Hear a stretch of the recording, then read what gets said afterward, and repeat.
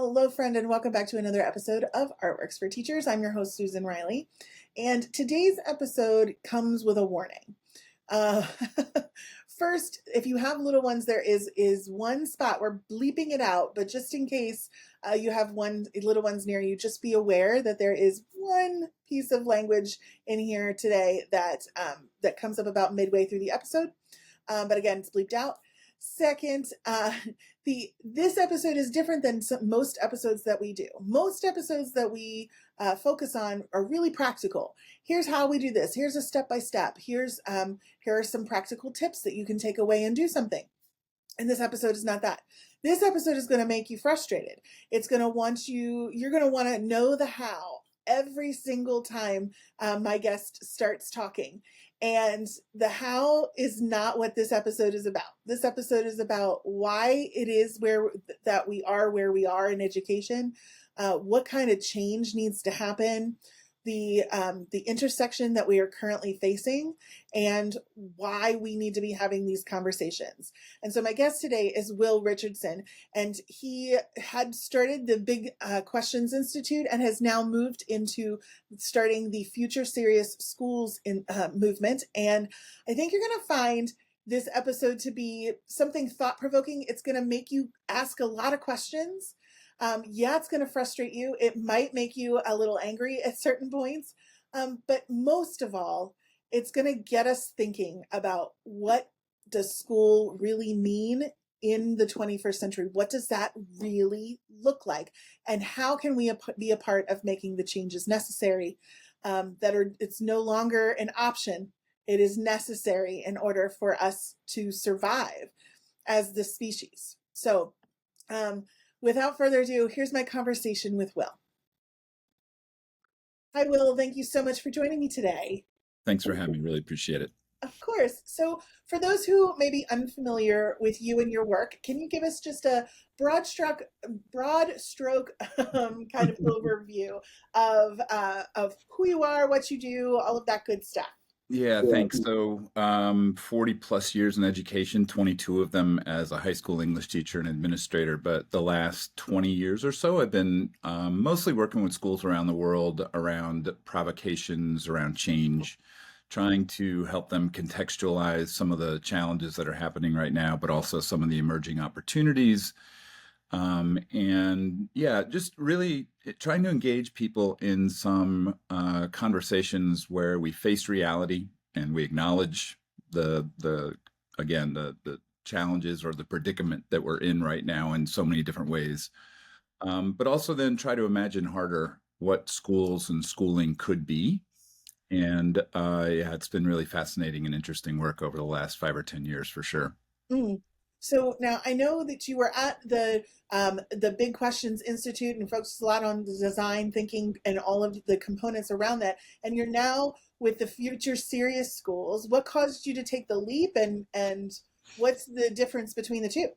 Yeah, well, the Big Questions Institute was something I founded with Homa Tavangar, and we were together about 5 years. And it was really about trying to provoke, again, some conversations around some of the bigger inquiries, like, what is sacred in schools right now? How do we define learning? What is success? And those conversations were great. But I found myself being pulled in a little bit of a different direction, which was maybe a couple steps up on the provocation scale. And I just thought it was a good time for me to take that on my own. So I started Future Series Schools. And again, it's pretty much in your face. To be honest, I feel there's a real sense of urgency in just, again, acknowledging that we are in crisis in many different ways and that schools are not responding. And then part of the impetus for it too was I wrote a manifesto, and the manifesto is titled "Confronting Education in a Time of Complexity, Chaos, and Collapse." And I'm actually running some workshops. Third cohort of that workshop is going to start in September, where we just dive into that. And the schools are not responding, basically. There are a lot of reasons why not, but one of them is because there just isn't capacity in terms of being able to talk about those things and really reflect on them. So that's the work right now, trying to get people, mostly individuals, to be honest, to to just engage. And there are a lot of people out there who are feeling it, who know it, but they're not really sure what to do about it, and they're also looking for community around it. And I think that's what I'm hoping is that we can come together, build community, support one another because this is not easy work, but also then find really great paths way through again the predicament that are going to be good not only for taking care of ourselves but taking care of our kids and taking care of the planet as well. Yeah. Having gone through some of the work that you've started in the cohorts that you're cultivating right now, I can tell you, and my friends who are listening, this is maybe going to make you uncomfortable, but at the same time, I think that's the point, right? It's It a is. little bit to I find that a little refreshing, quite honestly, because we talk around it. We use educanese. We say that there are problems. And then you have like funding of billions of dollars get pulled, and suddenly everybody's like, "Wait, what happened?" And Right. it's because there's so many lacks of infrastructure, and there's not a lot of support in terms of actually doing things. And so I love the fact that you're doing something about it. Yeah, Um, and I think if I could, yeah, I think a lot of that change is just tweaks to the status quo too. yeah, I don't think that they're fundamentally transformative, even though people use that word a lot. hmm, I think that the main challenge we face right now is that we are simply out of relationship with one another as human hmm, beings, and we're out of relationship with all other life on the planet. And you can see that that is not a recipe for thriving moving into the future. That's not what schools are talking about. yeah, yeah, Schools, and I get it. Look, I'm not throwing teachers and schools under the bus, but I am going to throw them under the bus if they will not acknowledge that this moment is really different and that in many ways it's existential to what happens in terms of education moving forward. So got to be willing to talk about it right now. And again, trying to create some safe and trusting spaces where we can have those conversations and then figure out what our moves are when we go back and think about our practice and how we, build the experience of school for kids. yeah. And I think that's really key is that you're not going to talk about burning it all down right at the front. You're No. building safe and spaces to have these conversations, which are truly very important.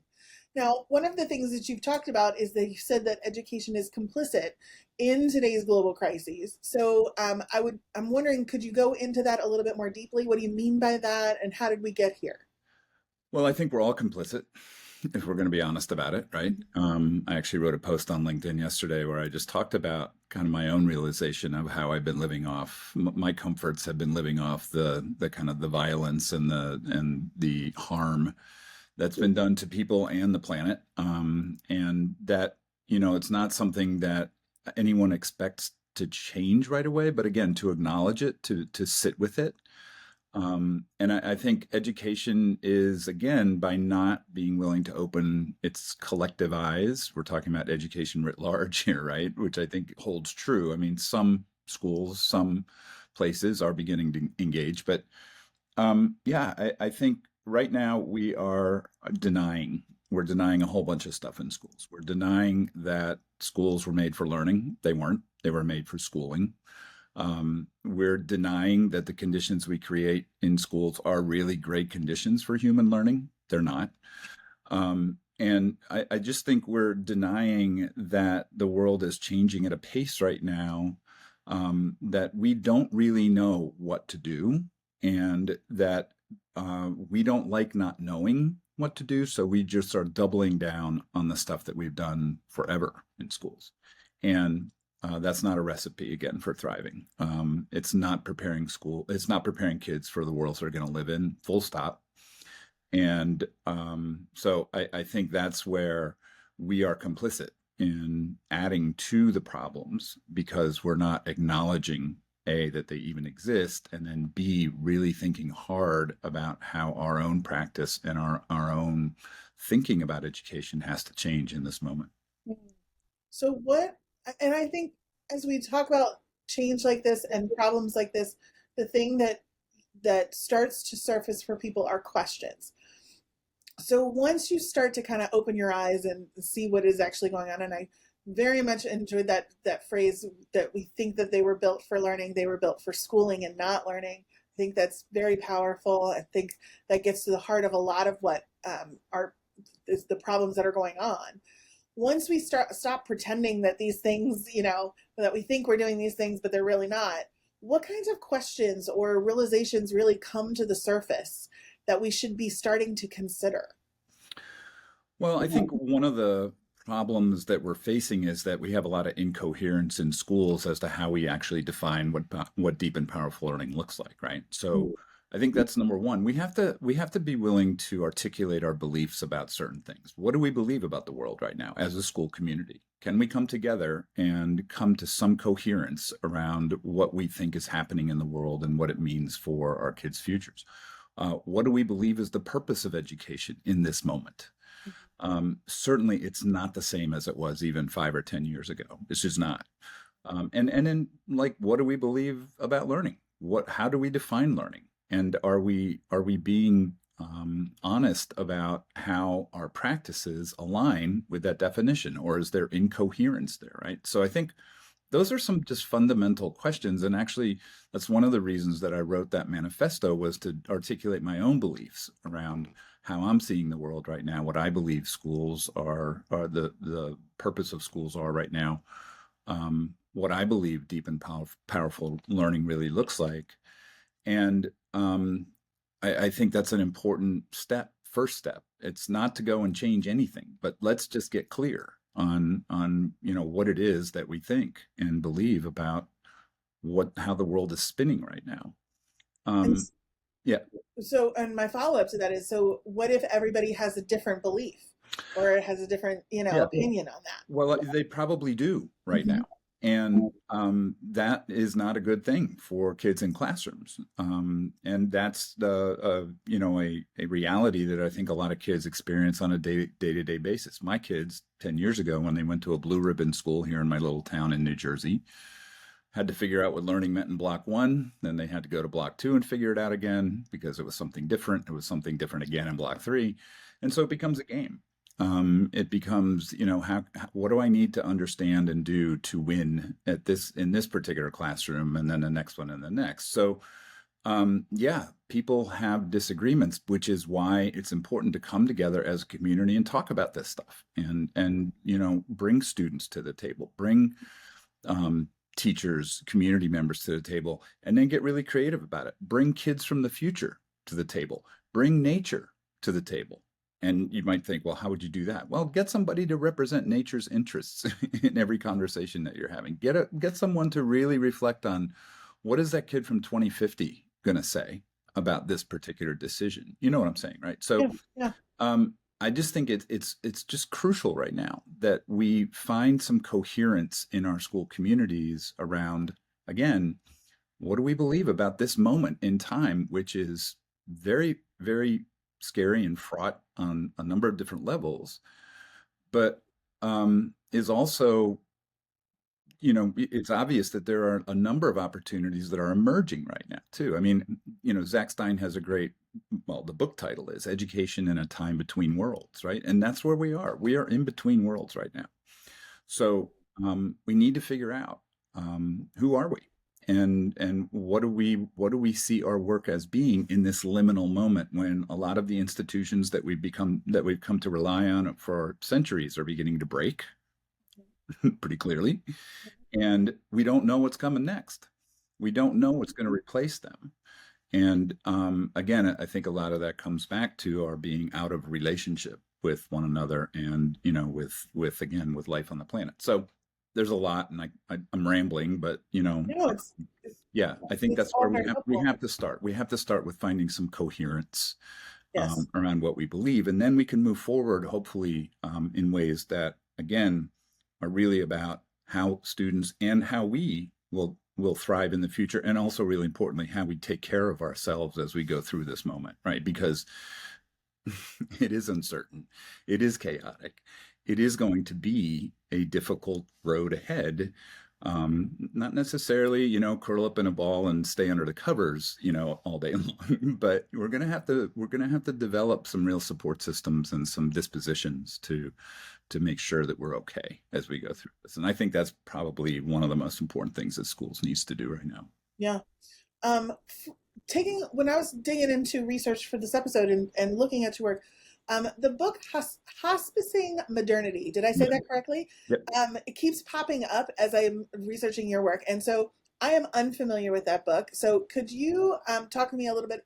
What is that book about and how has it influenced your thinking around future serious schools? Well, let me start by saying it's a hard one to summarize in 2 minutes, but it's a book written by a woman named Vanessa Andreotti. She is the head of the education department at the University of Victoria in British Columbia.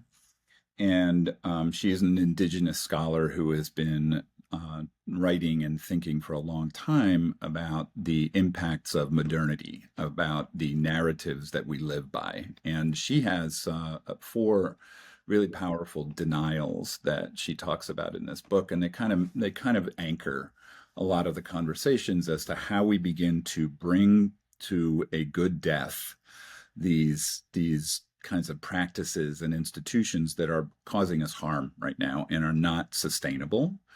And then how do we bring into existence, how do we birth, things that are going to be more just and more equitable and more regenerative that will sustain life moving forward? So they're just things like we deny the extent of the problem.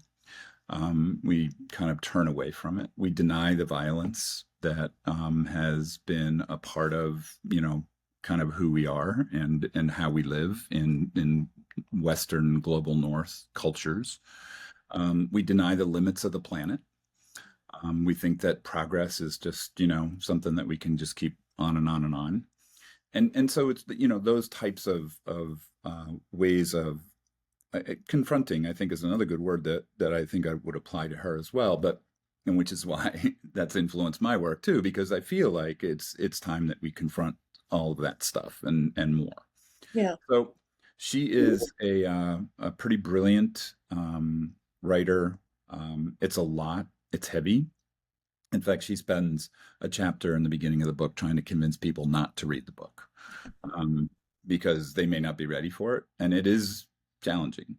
And then the other piece, really fast though, is that she has spearheaded a group that has developed this site called metarelational.ai, and that's the site address, metarelational.ai.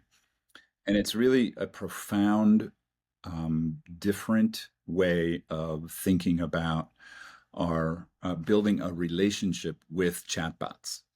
And I know that sounds kind of weird because 95% of what we do with chatbots, if you're using one, is probably transactional. You're saying, I need this, and it gives it back to you, whether that's an essay or a grammar check or a spreadsheet or whatever else. What she is um, what she is arguing and what she is beginning to build is are chatbots that are basically framed in these denials and in this idea of hospicing modernity. They're really built on that book and another book that she has coming out this month, actually, or next month. Mm. And if you play around with them, it's a very, very different interaction. And I have to say that it's been kind of blowing my mind because it is this lens that I can have or put my ideas through, have conversations with that keeps me honest, holds me to account again about my own complicity, about the way I'm operating in the world as a old white guy, what biases are cropping up in the way that I'm thinking.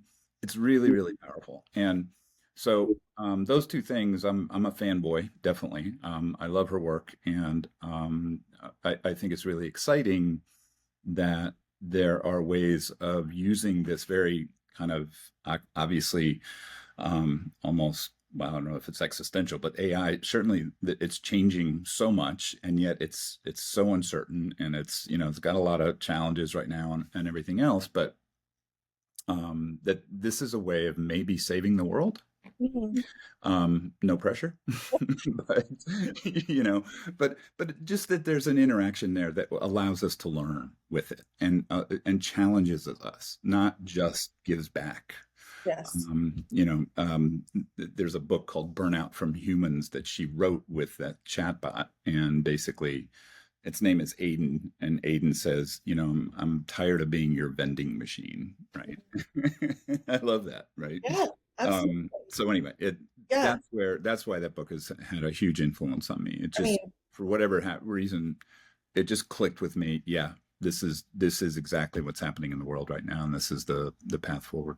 yeah. Well, and for me, there's a phrase that she uses in the book, and that you've used in some of your work as well, composting the systemic it, which my dad actually was he was in the field of compost for 20 years. So I know a lot Love it. about Yeah, composting that people don't even want to know. But that phrase in particular, yeah, because it's not just throwing out the baby with the bathwater, right? right. But composting that and the process of composting, I think yields a lot of great results if we're willing to go through the process. So I'm curious, how does that phrase, that idea, what does that mean to you in terms of context of school change and school culture? Well, I think the easiest way to describe it is if again we go back to that conditions for learning in Hmm. classrooms, right? Hmm. Putting desks in rows, not a great condition for learning. Grouping kids by age, not great. Making it all about grades, no, that's not how people learn best, right? Um, and so, how can we compost those things, right? How can we begin to look at some of those practices that we have that we absolutely 100% know are not conducive to the type of learning that we want kids to do, that actually are barriers to the type of learning that we want kids to do, but yet we feel like they're just such a part of how we picture education in our heads and how it's been transacted forever that it's hard to think of not doing those things, right? But that's a perfect place to start thinking about, well, how do we compost some of that? Like how do we change the whole grading structure? And again, not that we actually flip a switch and do it in September or anything, but how do we talk about that? And what are the good things about grading? What are some of the ways in which evaluations that we currently use are helpful? Because there are some, but there are lots of negatives about it too. So how can we begin to move those out and replace them with things that move us more toward this classroom where real powerful learning can take place, where it's more about passion, it's more about real audiences, it's more about not being constrained by time. All those things that we know are important for learning to happen. How can we help those things emerge while we kind of move out a lot of the things that we know aren't helpful? Yeah. And I think, and I've been kind of sitting here as we've been talking, and the thing that keeps coming to the surface for me is, how do we do this? How do we make this practical? How do we get everybody on the same page? How do we begin to make this shift? What are some practical steps that we can take? And I don't know, can you answer that? Or is this just a season or where Yeah. we sit in the questions for a while? Well, it may sound like a cop out, but how is really not an interesting question to me. Mm. And there's a couple of reasons for that. Number one, I don't think we spend enough time not knowing. I don't think we spend enough time in that space where we're just sitting with it, sitting with what's happening, acknowledging it, feeling it, embodying it, and just trying to make sure that we have a clear sense of it. Yeah. Um, and a lot of times the decisions that we make in haste Mhm. may fix something in the short term, but then in the longer term you have worse problems, Mhm. and that's because we haven't spent time kind of thinking it through. And the other piece of it is, though, it's really not about fixing problems. I mean, that's not what these conversations are about. They really are more about deep understanding at a deep level the predicament that we're in, and then building the care and the trust and the love for people and planet where the how presents itself. And I know that sounds squishy to a lot of people, especially in education, because they want answers. And I totally get it. We're working with kids, right? We want to make sure that what we're doing is the right thing. I don't know what the right thing is right now. I don't think many people do know what the right thing is. And I think that's okay. I think that's okay. In fact, I think it's a good place to be where you acknowledge that and then you just say, well, let's keep talking about it. Let's keep feeling it. Let's keep learning about it. And then we will figure it out. Just briefly, there's another book that really has influenced me on this. Peter Block's The Answer to How is Yes, right? Where he says, how is like not the question, because the answer will come to the community once they have, kind of really wrap their brains around what the challenges are, what the opportunities are, and just kind of been in it, for a while. So I totally get why people whenever we ask questions like "What's your number one question?" 90% of them start with "How." Yeah, How do we do this? How do we get parents? How do we get community? How? And I'm just like, I'm not really interested in how. Let's talk about why. yeah, Let's talk about what. You know. yeah. Well, no, and I appreciate especially with I call it fast food education movement that everybody wants everything quickly, and it doesn't, the Yeah. care isn't there. It's not built to last anymore. It's literally just get it out and get it done. Yeah. In that, culture, something like this is much more difficult, and it should be. And it's something that I think is really valuable, and I really appreciate your spearheading this and the questions that you're prompting us to ask. Where can our listeners go to learn more about you and explore future series schools? Well, futureserious.school is the website that has all the details about the workshops, and there's a link there to the manifesto, and there's also a link there to my Substack newsletter. And then I'm pretty active on LinkedIn as well, usually sharing there at least a couple times a week. So yeah, I'm pretty easy to find, and always interested in engaging in these types of conversations with folks if they have any questions, insights, experiences to share. That's great. Fantastic. We will put all of that in the show notes. Well, Awesome. thank you so much for joining me today and for teaching all of us a little bit something about what we can start to focus on, as the world is changing in between worlds. Yeah, My pleasure. Thanks for having me. sure.